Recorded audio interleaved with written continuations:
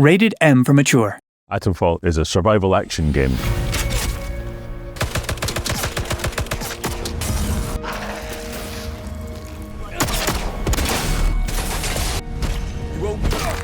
It's the first RPG of its sort from Rebellion.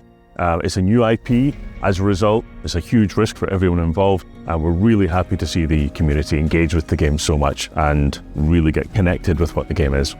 We're absolutely overwhelmed by the community's response to Atomfall. We were hoping people would connect with the game. We weren't anticipating people uncovering every Easter egg we've put in the game and having their own perspectives on the right way to play through the game, morally, what it means to connect to different characters in the game. You've met old Nat.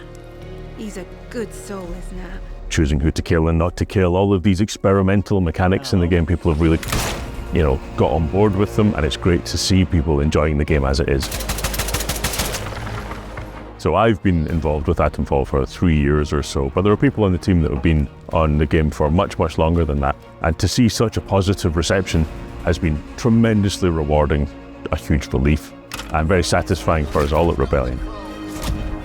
Yeah, I particularly enjoyed the community's reaction to all of the obscure British historical Easter eggs that we put in the game. I was hoping people would find one or two, and there's some weird ones in there, but people seem to have found most of them so far. I've also really enjoyed watching people find their own ways through the game, strategy guides for smooth routes through the game, speed runs that are faster than we anticipated. People have really got their teeth into the game and taken advantage of the fact that it's an open and free sandbox. That's great to see.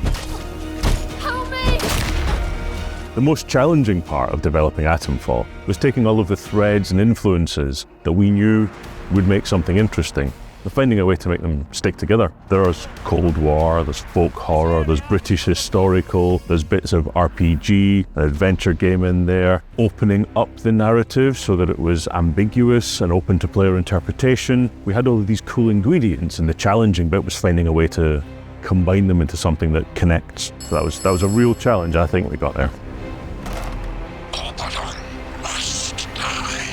Looking back, one of the moments I'm most proud of in the journey of Atomfall is when we demoed the game first at Gamescom. We could see people playing the game in parallel to one another and having wildly different experiences. We'd curated a little 20-minute sequence for the player to start the game, almost at the start, and then explore the Dales. And people would come back and play a second time and play wildly differently. What made that noise? Killing main characters and finding out what happened, and the game supported it all. People seemed to be delighted and engaged by it, so that was a really, really satisfying moment. So the other major lesson that we'll learn from Atomfall is the lead system is a very kind of Rebellion native storytelling approach. We like to emphasize and favor sandbox freedom for the player, some kind of objective, and then a load of freedom in how to achieve it. Atomfall, I think, gave us a specific way of giving the player some story structure, but as much freedom and openness as possible. We'll definitely be approaching games in the future with a sort of similar twist. Again, thank you for playing and enjoying Atomfall. We're overwhelmed by the response to the game, and we can't wait to see what people think of any more Atomfall content we put out in future.